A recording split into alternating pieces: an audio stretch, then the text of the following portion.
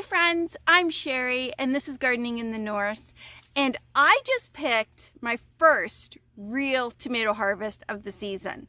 So I'm going to be making sun-dried tomatoes with the majority of these cherry tomatoes, and I thought maybe some of you would like to know how I do that.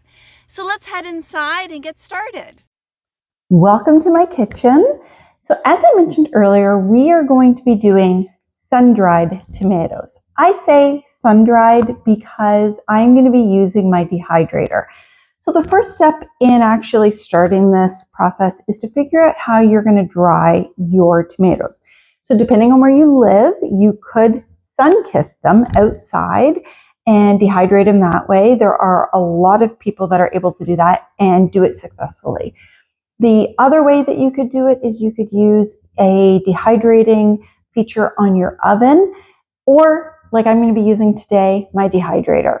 So for those of you that are wondering, I have the 9-tray Excalibur and I love it. So first thing we're going to do is start slicing all of my cherry tomatoes in half. Now you can slice them to whatever size that you prefer. I prefer to do them in half. I don't care what size the cherry tomato is. For example, if I have a small one like this or a bigger one like this, I think this is Gold Nugget and this is Juliet, I'm going to slice both of them in half. It just gives a nice dimension to the jar once you've packed them in there. So let's get going.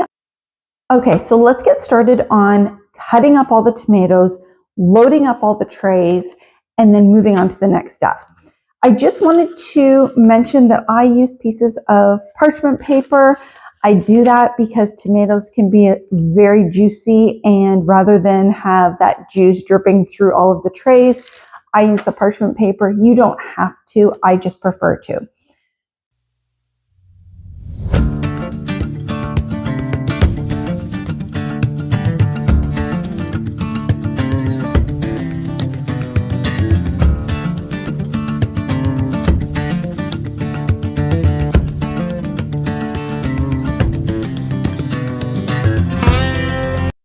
Look at how beautiful these are. Different shapes, different colors. Oh my God, these jars will make an amazing gift if we choose to give some away, depending on how the harvest goes. So for those of you that are using a dehydrator like I am, you're going to want to put that on the vegetable setting. And so I think my vegetable setting is 125 to 135. And so I usually err on the side of lower is better. So I usually put it at 125. And it usually takes anywhere from 8 to 12 hours. Now, the reason there's such a difference in the amount of time that it takes is because sometimes I have a full dehydrator and sometimes I don't. So I do try to run my dehydrator when all the trays are full. So if I don't have enough to fill all the trays in there, I will run out and see if I can grab some other things that I can throw in there to dehydrate at the same time. So the next step before you pop your trays into your dehydrator is putting a little bit of salt on them. So as you saw, I have them all face up. And the reason I do them face up is because I'm going to sprinkle them with a little bit of salt, and I want that salt to stick to them. The thing that I'm going to do a little bit different this year is I'm going to use my garlic scape salt instead of just plain salt. So these scapes were from my dad's garden this year, and then I just have pink Himalayan salt in there, and I'm just going to sprinkle them on top and then pop this into the dehydrator.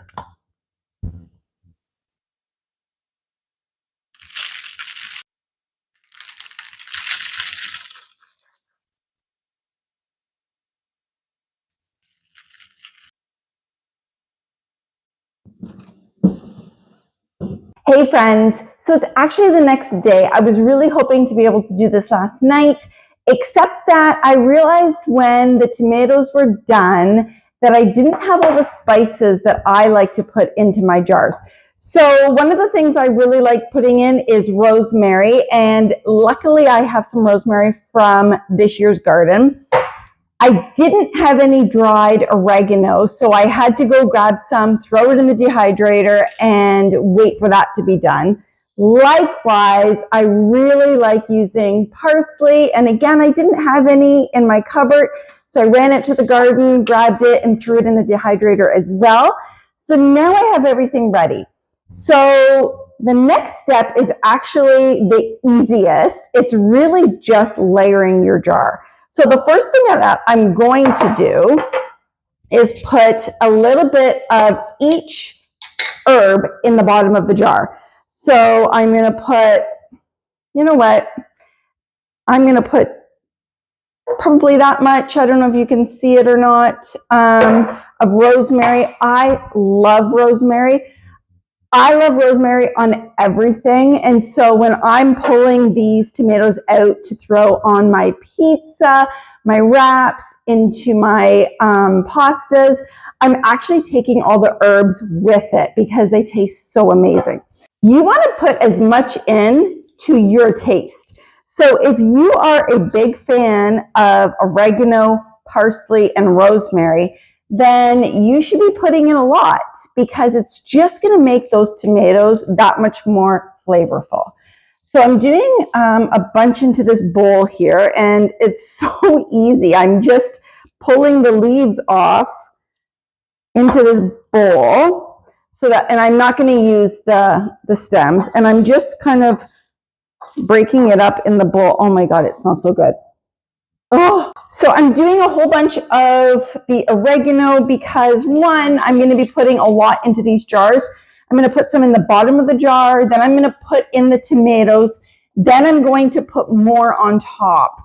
And the rest of this is going to go into my pantry. So I just going to do a bunch in the bowl here. Okay, so likewise, so I'm just going to put, let me see. I'm literally just grabbing a bunch like that. So I'm going to say probably a tablespoon. Into the jar it goes. Okay, so likewise, I'm going to do the same thing with the parsley. And again, it's so easy. If you are not growing your own herbs, please plan to grow your own herbs. It is so easy, and they smell so much more fresh than the store-bought ones. Okay. Oh my gosh. Okay, again, I'm going to take a bunch, so probably another tablespoon. Into the jar it goes. Okay, so my tomatoes, let's take a look. So we have the Juliets. We have the little tiny gold nuggets. And then I think I had a couple, what did I do? Oh, this was a Queen of the Night. I had a couple small Queen of the Night tomatoes. They're a little bit bigger than a salad tomato, but I just thought, why not cut it up, throw it in. I also had some pear-shaped tomatoes here. I'm not sure. Anyways, they all go in. The more colorful your jars, the more fun it is.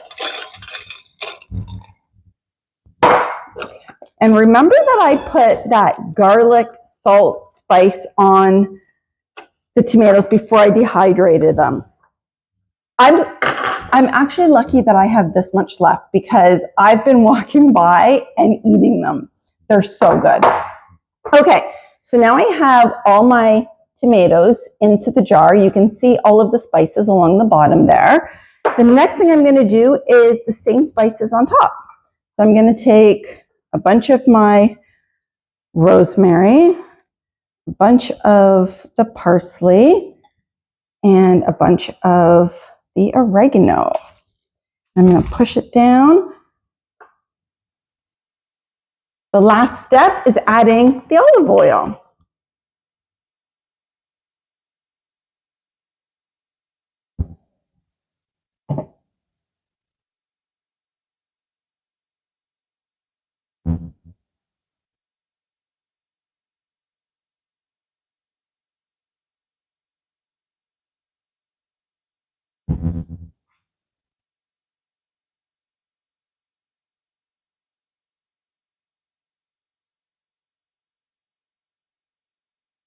So you saw the bubbles coming up. That's the air releasing, but you really want to debubble it. So give me a second. Let me grab something so I can debubble it. Okay, so we're going to use what we have. I have a butter knife. Can't seem to find anything else, but I'm literally just going in, moving stuff around, and I'm just making sure that that oil is all through the tomatoes. We want to make sure that there aren't any air pockets that are eventually going to suck up that oil, and then your oil isn't going to be at the level that you want it to be at. So you want to make sure that once you've debubbled it,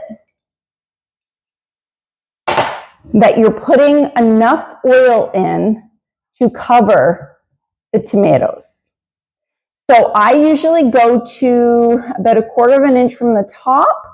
That seems to work best for me. I like it because when I use these tomatoes, like I said, I'm not only grabbing the tomatoes and the herbs, but I'm actually using some of the oil in the things that I'm making. I'm so excited about making these. And that's it. That's how easy this is.